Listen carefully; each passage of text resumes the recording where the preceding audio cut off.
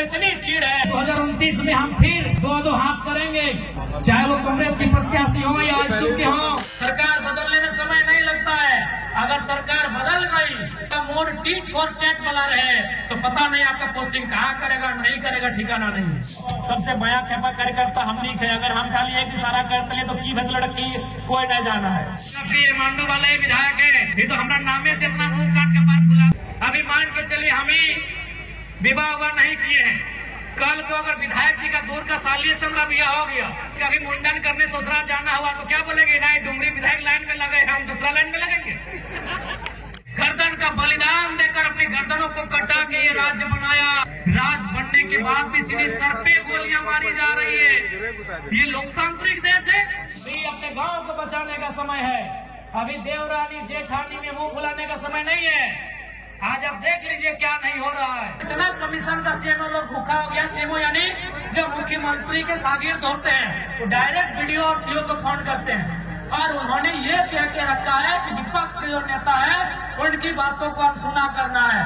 तो मैं ऐसे पदाधिकारियों को मन से कहूंगा, याद रखिएगा, सत्ता किसी एक जगह टिक के नहीं रहती है। इसीलिए आप जो ईमानदारी पूर्वक काम है उसको करिए, नहीं तो सत्ता बदलती है। और हम चाहेंगे कि जब सत्ता बदले तो आप लोग इतना अनसुना मत कीजिए जनता को कि आपको फिर बदलने के लिए जगह नहीं मिलेगा। इसलिए जो भी ब्यूरोक्रेट्स के लोग आज सरकार के इशारे पे काम कर रहे हैं, ठीक है, क्योंकि सरकार के आप अंग हैं और सरकार का सम्मान आपका कर्तव्य है, लेकिन आप विधायिका को इग्नोर नहीं कर सकते हैं। आप जनता की समस्याओं को इग्नोर नहीं कर सकते हैं, क्योंकि सत्ता बदलते देर नहीं लगती है। और जब सत्ता बदलेगी, क्या पता जब सत्ता बदलेगी और उसमें अगर कोई टीट फॉर टेट वाला नेता आ जाए तो दिक्कत होगा। मैं राज्य की तमाम ब्यूरोक्रेट से कहना चाहूंगा, क्योंकि आपका जो व्यवहार हो रहा है अभी राज्य में, जिस प्रकार से आप विधायकों का रिस्पॉन्स नहीं कर पा रहे हैं, सरकार आपको संरक्षण दे रही है, ये व्यवहार उचित नहीं है। सरकार बदलने में समय नहीं लगता है। अगर सरकार बदल गई और कोई एक दो नेता या मंत्री जो सरकार में आएगा बदल के, अगर उसका मोड टीट फॉर टेट वाला रहे तो पता नहीं आपका पोस्टिंग कहाँ करेगा, नहीं करेगा, ठिकाना नहीं है। इसलिए दुर्भावना से मत काम कीजिए। ठीक है, अगर मुख्यमंत्री का आप अगर 10 को बात सुनते हैं तो बाकी जो क्षेत्र के जनप्रतिनिधि हैं उनकी कम से कम आधी बातों को सुनने का काम कीजिए, क्योंकि सत्ता एक जगह स्थायी नहीं होती है। तो आज रामगढ़ के इस पावन धरती में आप सभी से आग्रह होगा, आप सभी से यही निवेदन होगा कि आज रामगढ़ से जो जनादेश मिला है उस जनादेश का सम्मान करते हुए, उसका मान रखते हुए, और याद रखिएगा प्रत्याशी भले एक थे, क्योंकि वो नियम है कि कोई एक ही व्यक्ति कैंडिडेट हो सकता है, लेकिन उसके एक एक वोट में आपके एक एक कदम, धूप में, आप ठंडी में जो एक एक कदम आप घर से बाहर चले हैं, वही उनके एक एक वोट के आने का उनके एक एक वोट उनके पक्ष में आने का कारण है। इसीलिए भले प्रत्याशी कोई है, बिहारी जी हो, पनेसर जी हो या कोई हो, लेकिन वो जो वोट मिला है वो आपके संघर्ष, आपकी मेहनत, आपकी समर्पण का परिणाम है। आज बोकारो में क्या हुआ छुपा नहीं है। बताइए, बोकारो जिसे आप लोग BSL के नाम से जानते हैं, जिस प्लांट को पूरी दुनिया में, पूरे एशिया में जाना जाता है, बोकारो के लोगों ने 1-2 एकड़ नहीं, 33,000 एकड़ जमीन देने का काम किया है। लेकिन आज क्या मिला, जो कि शर्मनाक है, दुर्भाग्य है कि सियासत के लाठी से जान से मार दिया गया। ये आज विस्थापितों को परिणाम मिल रहा है, उनको जमीन के बदले। इसलिए आज आवश्यकता है कि लड़ाई को अंतिम बार, लड़ाई के लिए जो हम तैयार हो रहे हैं, इस लड़ाई को अंतिम बार मजबूती के साथ लड़ा जाए, ताकि आने वाले भविष्य में फिर हमारी आने वाली पीढ़ी को ये बार बार लड़ना नहीं पड़े। आखिर हम लोग कब तक लड़े? राज हमारा, इस राज को अलग हमारे पूर्वजों ने अपनी जान लेकर किया है और जान आज भी दे रहे हैं।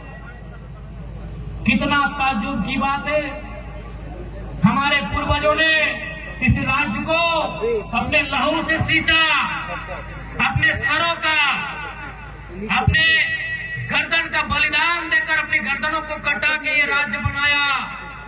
राज बनने के बाद भी गर्दन काटी जा रही है, राज बनने के बाद भी सीधे सर पे गोलियां मारी जा रही है। ये लोकतांत्रिक देश है? ये कैसा लोकतांत्रिक देश है? राज अलग होने के बाद भी, तमाम नियम कानूनों के बाद भी आज एक विस्थापित मामूली, अरे चौथे ग्रेड की नौकरी मांगने के लिए धरने पर बैठते हैं। नौकरी तो दूर की बात, नियोजन तो दूर की बात, मुआवजा दूर की बात, आवास दूर की बात, जान से मार दिया जाता है। ये इस राज्य की कड़वी सच्चाई है, ये झारखंड की कड़वी सच्चाई है कि आज जमीन भी आपका लेंगे और लहू भी आपका लेंगे और भविष्य में भी आपका ही लेंगे। इसलिए आज झारखंड के जनमानस को आवश्यकता एक सूत्र में बनकर विस्थापित की लड़ाई हो। तमाम जो कंपनियां, फैक्ट्रियां, जो उद्योग आपके इर्द गिर्द मंडरा रहे हैं, उनसे आज लोहा लेने की लड़ाई लड़ने की आवश्यकता है, ये आपसे आह्वान करेंगे। और मैंने पहले कहा है, जो दो विधायक अभी भले हमारे विरोधी हैं, लेकिन जब विस्थापन का मामला आएगा, हम कभी इस बात को लेकर परहेज नहीं करेंगे कि वो हमारे बीच ना आए, क्योंकि आज विस्थापन के क्षेत्र में लड़ाई एकजुटता के साथ लड़ने की आवश्यकता है। निसंदेह 2029 में हम फिर दो हाथ करेंगे, चाहे वो कांग्रेस के प्रत्याशी हो या आजसू के हो या जेएमएम बीजेपी के हो। जब 2029 आएगा हम फिर दो हाथ करेंगे, लेकिन इसका मतलब ये नहीं कि हम आपके दुश्मन हैं, हम आपके राजनीतिक विरोधी हैं और वो चलता रहेगा। तो अभी कोई भी राजनीतिक दल का व्यक्ति अगर हमारे आंदोलन को या फिर उनके आंदोलन को हमें लगे कि ये जनता के हित के लिए है, तो निसंदेह इस पर हम लोग सोचेंगे।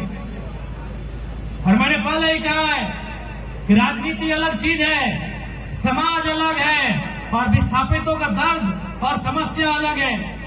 आज आपको भी मालूम है कि आज झारखंड में कई विधायक हैं जिनसे हमारी अभी विरोध का भाव है।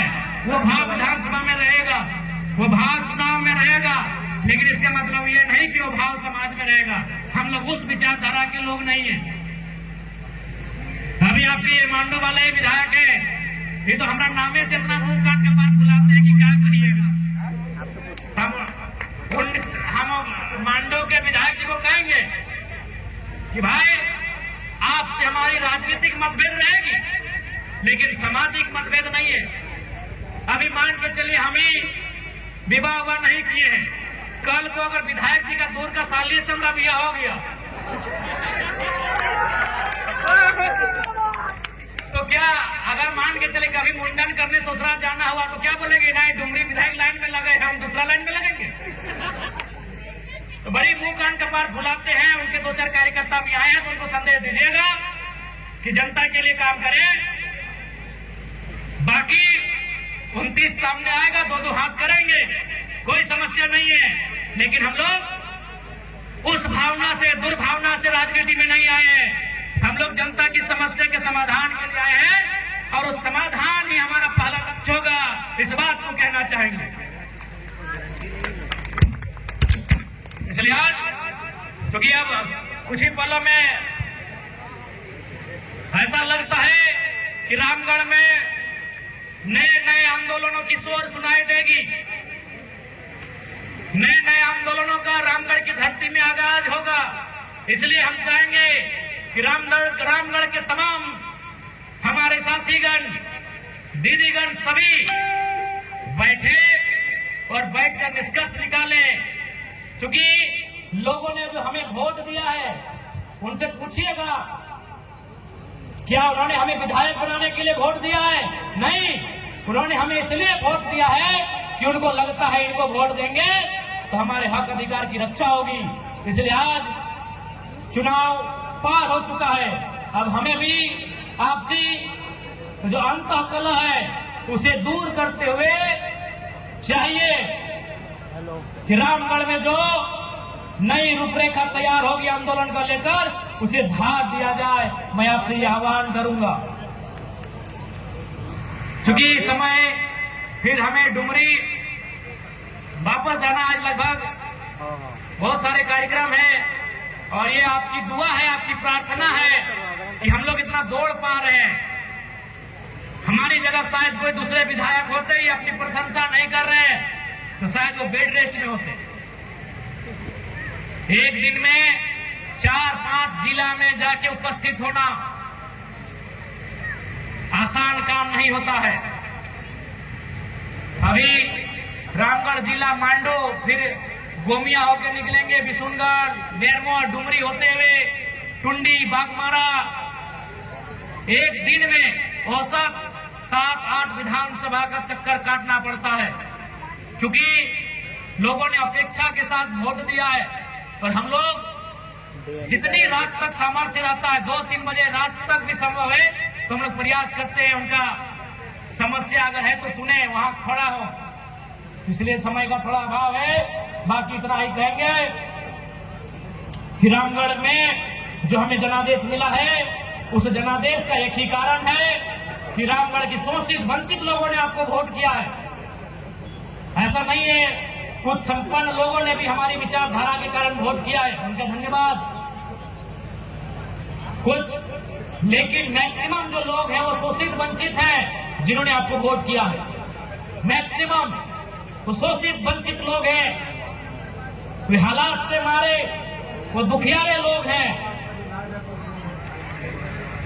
जिन्होंने आपको वोट किया है, जिन्होंने हमें वोट किया है। इसलिए आज हमें आवश्यकता है, रामगढ़, मांडू, बड़कागांव, ये 3 विधानसभा इस जिला में आते हैं।